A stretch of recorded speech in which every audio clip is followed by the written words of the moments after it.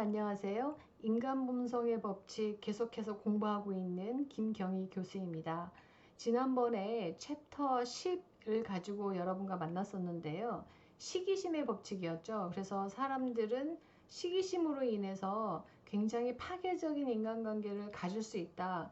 그래서 그거를 인식하고 시기심에서 극복할 수 있는, 인간관계에서 다른 사람이 나를 시기심으로 인해서 파괴시킬 수 있는 상태를 파악하고 벗어나자, 이제 이런 얘기를 했었어요. 그게 챕터 10이었거든요. 10장. 근데 로버트 그린이 현대판 마키아벨리라고 말한다고 말씀을 드렸었는데, 계속해서 이 책을 읽으면서 무려 1000페이지나 되는 분량인데요.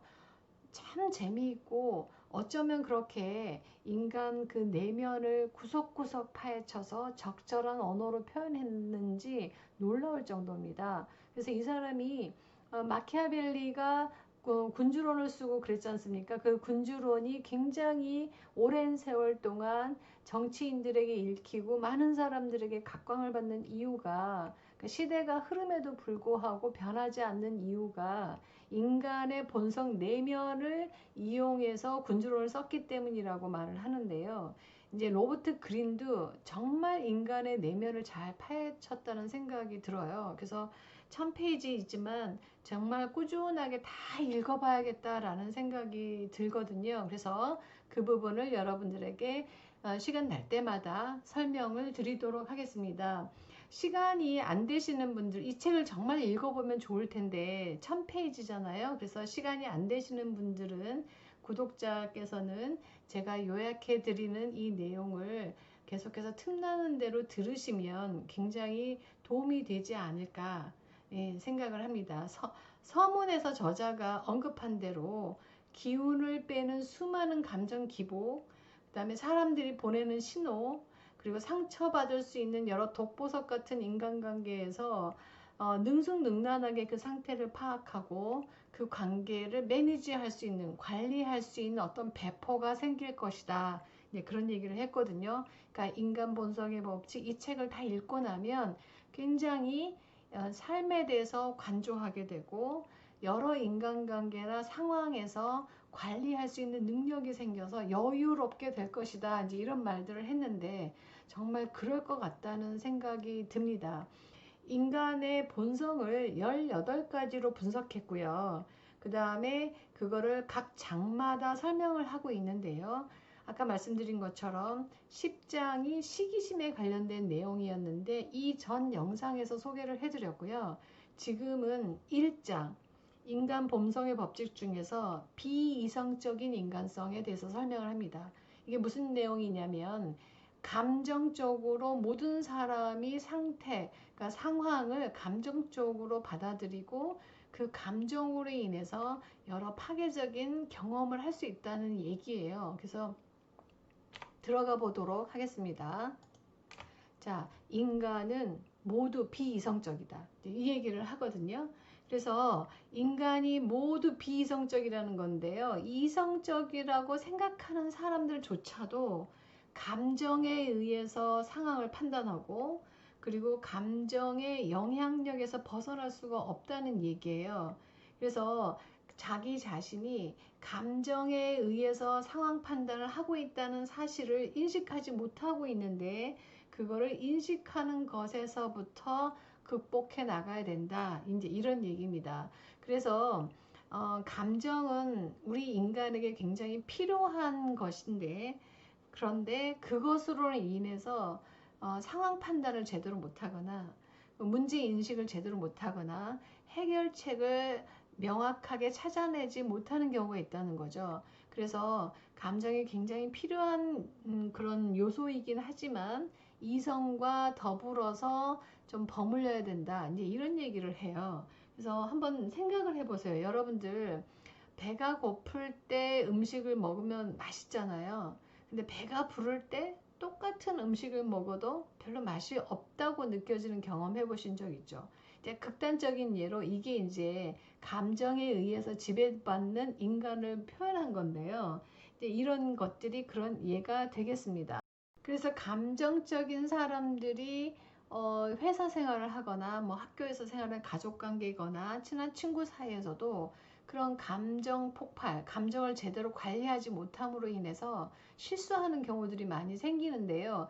그런 거를 알아차리고 내가 어떨 때 감정이 폭발하는지, 그리고 어떨 때 비이성적인 행동을 해서 나중에 후회하는 일들이 발생하는지 알아차리고 그거를 관리할 수 있으면 좋지 않겠어요? 이제 그런 얘기입니다. 그래서 첫 번째 인식해야 될 것은 모든 인간은 비이성적이라는 것을 인식하는 것에서부터 자 출발하자 이제 이런 얘기를 합니다. 그래서 이성적으로 감정을 이제 관리해서 나가야 되는데요. 감정이 아예 없으면 또 굉장히 각박하잖아요. 감정이 있긴 있어야죠. 그렇지만 내 안에 감정이 잘못된 방향으로 가고 있는지 이런 걸 판단하고 알아차리고 하는 거는 이성이 하는 일이거든요. 그래서 이성적으로 우리가 가야 된다. 이제 이런 얘기를 하면서 이성을 향한 단계 세 단계를 얘기합니다. 그래서 편향을 첫 번째 자각해야 되고요. 2단계에서는 내 자신 마음속에 있는 심리적인 방아쇠를 확인하는 겁니다. 그러니까 사람마다 다 다르기 때문에 각자 자기 자신이 내면 깊숙이 인식할 필요가 있는데요. 그거를 파악하는 것에 대해서 설명을 합니다. 3단계는 이제 마지막으로 이성적인 자아를 끌어내는 방법에 대해서 설명을 하거든요. 한번 계속해서 볼게요. 편향 자각하기는 어떤 기울어진 거죠. 내 안에 감정으로 인해서 이성적으로 판단해야 되는 상황에서 제대로 못하는 모습들이 나타나거든요. 그래서 그런 편향, 한쪽으로 치우친 생각 그런 건데요. 이성은 원래는 한쪽으로 치우친 생각을 할 수 없도록 정확하게 균형을 잡아주는 게 이성이 하는 역할이죠. 근데 감정으로 인해서 그 이성이 하는 역할을 제대로 못하게 하는 거죠. 그런 그게 이제 편향이죠. 한쪽으로 치우쳐서 생각하게 만드는 거. 근데 그 편향이 여러 가지 이제 종류가 있는데요. 확증 편향, 확신 편향, 겉모습 편향, 집단 편향, 탓하기 편향, 우월성 편향 뭐 이런 게 있다는 거예요. 한번 볼까요? 확증 편향 많이 들어보셨을 텐데 이런 경우 있지 않습니까? 확증 편향은요. 자기가 마음속에 이미 어떤 걸 결정해 놓고요. 예를 들면 이성은 이거죠. 이게 좋은가, 이게 좋은가 막 생각하고 분석하고 데이터를 모으고 막 그러잖아요. 그런 다음에 결정을 해야 되죠. 근데 증거를 모아요. 이성을 발동한다고 생각하고 자기 자신은 그래서 내가 아직 결정을 하지 않아서 데이터를 모으고 있다고 생각하고 데이터를 모아요. 근데 실제로는 어떻다는 거예요? 마음속에 이미 결정을 한 상태에서 그것의 증거들을 모으는데 그 증거들을 모아놓고 보면 사실은 자기가 이미 결정해 놓은 것을 증거하기 위한 증거들을 모은다는 거죠. 그래서 한쪽으로 이미 결정을 해 놓은 상태에서 그 결정을 확신하기 위한 어떤 증거물들을 모은다는 거가 이제 문제인 거죠. 그러면 어차피 결정은 바뀌지 않는 거죠. 그게 이제 확증 편향입니다. 이미 결정해 놓은 결과를 위한 증거를 모아서 그 편협되게 한쪽으로 기울어진 결정을 하는 거죠.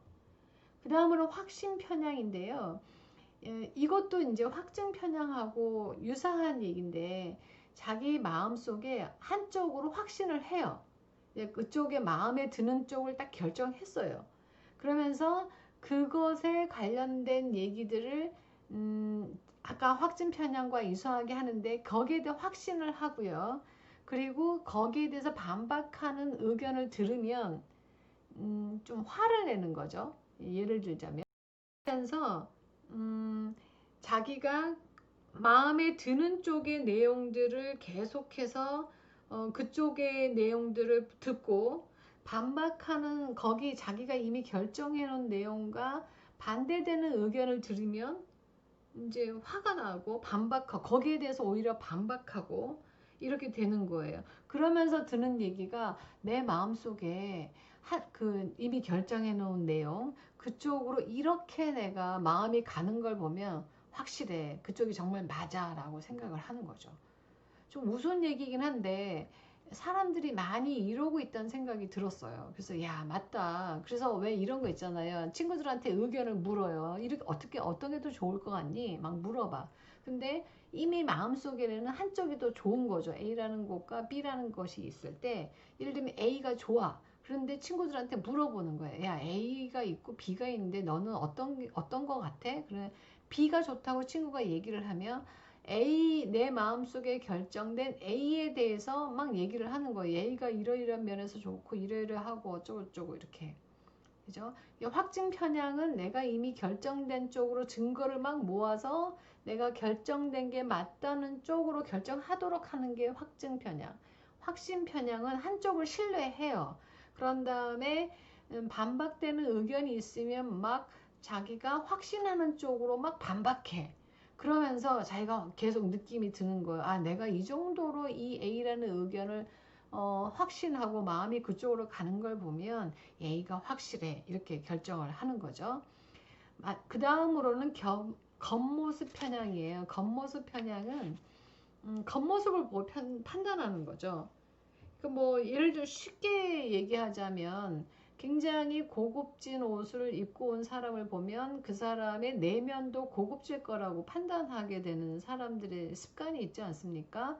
그래서 감정적으로 판단한다는 게 이제 이런 건 거죠. 자기도 모르게 굉장히 말을 고급지게 하고 옷을 그렇게 점잖게 입고 그러고 오면 이 사람은 분명히 생각하는 것도 좀 이렇게 고급질 거야, 우아한 생각을 할 거야 라고 판단하게 되죠. 예를 들면 좋은 학벌에, 좋은 집안에 옷도 좀 이렇게 우아하게 입고 말도 이렇게 논리적으로 고급지게 하면 이 사람의 모든 생각과 삶과 뭐 생활 자체가 고급지고 우아할 거라고 미루어 짐작하는 거죠. 그럴 가능성이 많지 않습니까?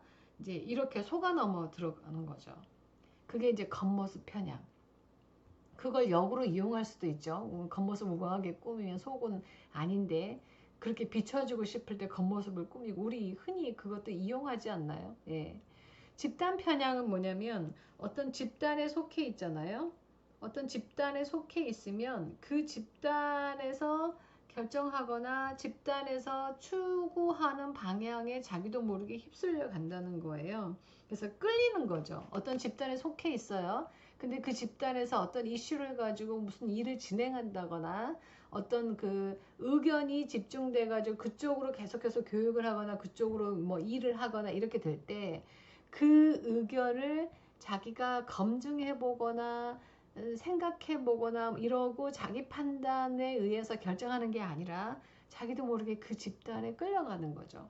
요즘 양극화 하면서 집단 편향에 이끌리는 경우 참 많이 있잖아요. 유튜브가 그런 일들을 조장하는데 사실은 이용되기도 하죠. 인공지능에 의해서 자기가 좋아하고 관심 가진 영상들만을 추천해서 올려주잖아요. 그래서 그 집단 편향을 좀 더 강화하는 쪽으로 가고 있는데요. 그게 굉장히 위험한 거라는 거죠. 그래서 쉽게 뭐 이게 적합한 예일지는 모르겠지만 우리가 너무나 어리석게도 이단 같은데 빠지는 걸 보면 이해가 안 가잖아요. 어떻게 저렇게 똑똑한 사람이 저렇게 말도 안 되는 이단에 빠지지? 라는 생각을 하게 되는 경우가 많은데요. 집단 편향이 우리의 이성을 망각하게 하고 그런 감정적인 것에 빠져들게 하면서 집단 편향을 갖게 할 수 있다는 거죠. 그래서 그거를 인식해야 되는 게 첫 단계인 거죠. 그 다음에 탓하기 편향이에요. 탓하기 편향은 자기 내면에 어떤 실수를 하거나 잘못을 했잖아요. 그러면 그거 보기가 싫죠. 자기가 실수했다는 걸 인정해야 되잖아요. 그러면 그거를 직면하기가 어렵기 때문에 탓을 하는 거예요. 내가 이렇게 하는 이유는 뭐 이러이러한 것 때문이야. 아니면 어떤 사람이 이렇게 했기 때문에 내가 이런 실수를 했어. 라든가 이렇게 탓하기 편향인 거죠. 정치계에서도 많이 보이지 않나요? 뭔가 정책이 실패했어. 그러면 그 정책이 실패했다는 거를 그렇게 드러내고 말하면 유권자들이 너무 비난할 거기 때문에 그게 두려워서 어떻게 해요? 뭔가 희생양을 삼을 만한 이슈거리를 찾죠. 그래서 이것 때문에 이 문제 때문에 못했다면 그렇게 할 수도 있고요. 개인도 그렇게 하는 거죠. 내가 어떤 부분에서 많이 실패를 했으면 그걸 냉정하게 인정하고 분석하고 내가 왜 실패했나 찾아내고 그 부분을 극복하려고 애쓰고 이러지 않고요. 탓하는 거죠. 다른 사람이 될 수도 있고 상황이 될 수도 있고 이거를 알아차려야 된다고 얘기하는 겁니다. 네, 굉장히 공감이 가는 얘기고 여러분들도 이렇게 한다면 좀 더 굉장히 성공적으로 자기 자신을 업그레이드 할 수 있지 않을까 하는 생각을 합니다. 그 다음에 우월성 편향이에요. 사람은 누구나 자기 자신이 다른 일반적인 모든 사람에 비해서 우월하다고 인식하고 있다는 거예요. 굉장히 공감이 가지 않나요? 이거는 사실은 제가 이제 결혼하고 많이 느꼈던 건데요. 사람은 누구나 겸손할 거라고 책에서 배우고 그래서 그럴 거라고 생각을 했는데 다 자기가 가장 예쁘고 아니면은 외모가 예쁘지는 않지만 어떤 매력적인 부분이 있을 거라고 생각하고 그리고 어떤 뭐 지능이든 뭐든 간에 어떤 한 부분에 대해서 본인이 다른 일반적인 대중 다른 모든 사람들에 비해서 우월하다고 인식하는 게 있다는 거예요. 그래서 그런 생각을 하고 있는 사람들에게 어떻게 다른 사람이 우월하다는 걸 어필하려고 하면 받아치겠죠. 예, 그겁니다. 편향자가 확증, 기억나시죠? 확신, 겉모습, 집단 편향, 탓하기, 그 다음에 모든 사람들이 자기 자신이 우월하다고 치우쳐서 생각하고 있는 이게 편향입니다. 그래서 인식하자는 거예요. 그 다음에 두 번째로는요, 심리적 방아쇠를 확인하는 거예요. 첫 번째 단계에서는 자기 내면에 이런 편향이 내가 있구나. 집단에 휩쓸릴 수 있고 내가 뭔가 실수했을 때 분석하기보단 탓을 하고 내가 남들보다 우월하다고 나도 모르게 생각하고 있구나. 뭐 그리고 내가 이미 결정해 놓은 내용에 대해서 증거를 오히려 찾아서 내가 이미 마음이 가 있는 쪽이 옳다고 거꾸로 분석하고 있구나. 뭐 여러 가지 그런 인식을 하는 게 첫 번째. 두 번째는 어떨 때 내가 감정적이 되는지 쉽게 얘기하자면 어떨 때 내가 폭발해서 이성을 잃어버리는지를 알아차리는 거예요. 그래서 첫 번째는 유아기의 심리적 방아쇠를 확인하라는 거죠. 자기가 어렸을 때 자라온 배경 때문에 자기도 인식하지 못하는 사이에 어떤 트라우마가 내면에 있어서 잘못된 결정을 반복하게 되면 그걸 알아차릴 필요가 있는 거죠. 어렸을 때 예를 들면 둘째여가지고 언니한테 계속 좋은 걸 뺏겼다고 생각을 하면 그러면 그 뺏기는 어떤 경험에 의해서 막 자기 걸 쌓아놓는다거나 그걸 이렇게 뺏기지 않기 위해서 몰려 숨겨놓는다거나 그런 어떤 심리적인 요소가 있을 수 있다는 거죠. 그래서 뭐 물건을 쌓아놓는다든가 필요한 뭐 괜찮은 게 있으면 막 여러 개 사서 쟁여놓는다거나 그런 게 있다. 그러면 내가 왜 이런 게 생겼지? 라고 정확하게 볼 필요가 있는 거죠. 그래서 물건을 또 괜찮은 물건을 봤을 때 한 개만 있으면 되는데 10개씩 쌓아놓으려고 하면 내가 왜 이럴까라고 볼 필요가 있다는 거죠. 그럴 때 인식하고 한 개만 필요하니까 한 개만 사야지라고 판단하고 결정을 그렇게 할 필요가 있는 거죠. 10개씩만 쌓아놓는 게 아니라. 그리고 갑작스러운 성공이나 실패를 하는 것도 방아쇠가 될 수 있다는 겁니다. 예를 들면 부단한 노력을 해야지만 사실은 성공하잖아요. 노력을 해도 성공이 안 돼서 끊임없이 노력을 반복하고 실패를 반복하고 한 다음에 성공을 하면 문제가 덜한데 별다른 노력을 하지 않았는데 성공을 했을 경우에는요. 이렇게 쉽게 성공한다고 인식하는 거예요. 그래서 노력을 했는데 성공하지 않으면 굉장히 낙담하고 그리고 노력해야지만 성공한다는 인식이 없기 때문에 그 다음에 노력을 하지 않는다는 거죠. 그래서 너무 갑작스럽게 성공을 했거나 너무 갑작스럽게 실패를 한 경험을 하면 그게 쉽게 성공하고 쉽게 실패한다고 인식이 돼서 부단히 노력하고 결과를 얻기 위해서 끊임없이 반복적으로 노력하는 일들을 안 할 수가 있는 거죠.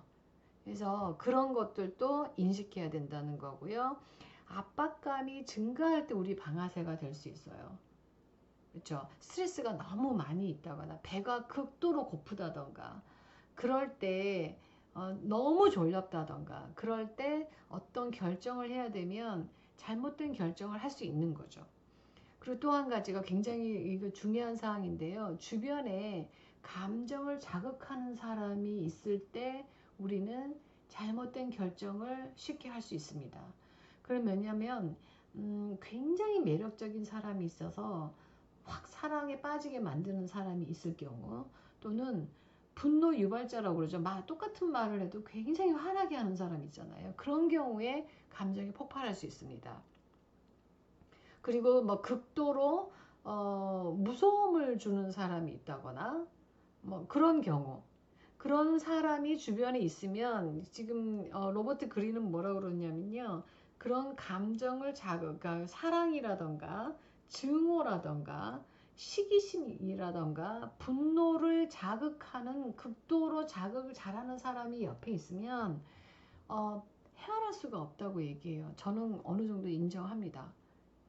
예, 저는 뭐 한눈에 뭐 사랑에 빠지고 이런 경험은 없지만 정말 분노를 일으키는 사람은 많이 경험을 해봐서 같은 말을 해도 어쩜 저렇게 할까 그런 사람들이 있거든요. 직장 생활을 하다 보면 그런 어떤 극도로 감정을 자극하는 사람이 있으면 헤어날 수가 없는데 대부분의 사람이 그렇다는 거예요.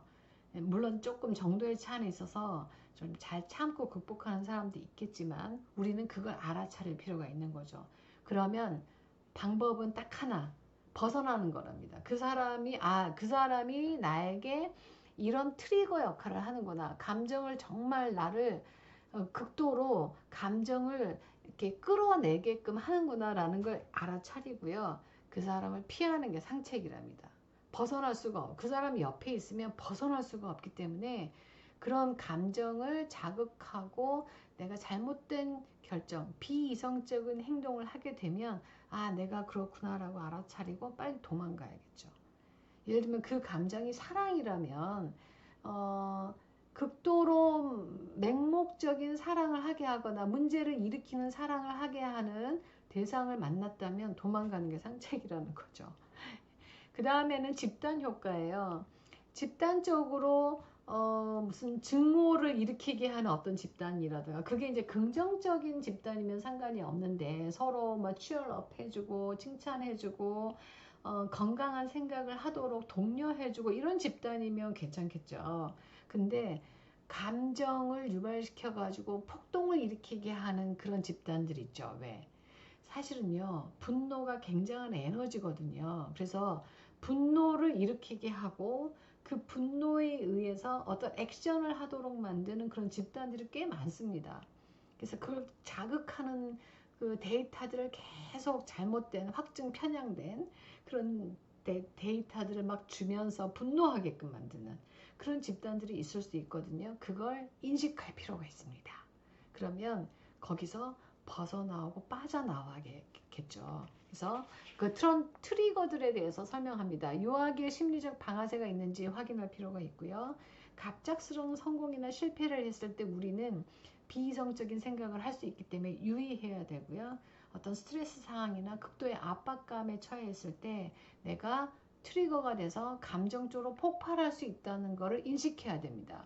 그러면 어떻게 해야 돼요? 압박감이나 스트레스가 굉장히 많을 때 잠깐 거기서 벗어나서 잠깐 나와서 산책을 좀 한다거나 이렇게 벗어나야겠죠. 그래야 이성을 되찾고 올바른 결정을 할 수 있는 거죠. 감정을 자극하는 사람이 옆에 있으면 벗어나야겠죠. 이 사람은 나의 감정을 이런 뭐 사랑이나 분노나 뭐 증오나 이런 감정을 일으킨 사람이 있으면 벗어나야겠구나 하고 멀리 하는 거죠. 그 사람을. 이상한 집단, 분노를 일으키게 하거나 뭐 폭력을 일으키게 하는 어떤 집단, 그래서 그런 데이터를 계속 주는 집단이 있으면 이게 좀 문제가 있다 싶으면 그 집단에서 벗어나야겠죠. 그게 두 번째 방법입니다.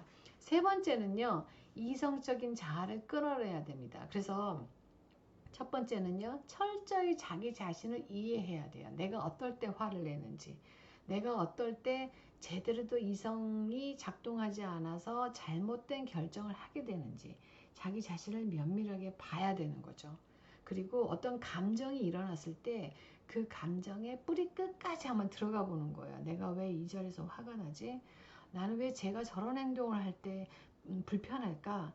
이제 자기 자신이 감정이 일어나거나 이성적으로 행동하지 못하게 되는 상황을 인식하고요.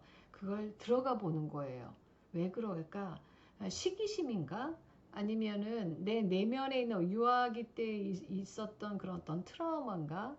그죠? 아니면 내가 집단에 이끌리면서 그 집단에 있는 사람들 사이의 소속감을 인정받고 싶어서 집단에 끌려가나? 내 개인적인 생각이 있음에도 불구하고 그걸 얘기하고 표현하지 못하나? 계속 봐야 되는 거죠. 그래서 그걸 봐야 되고요.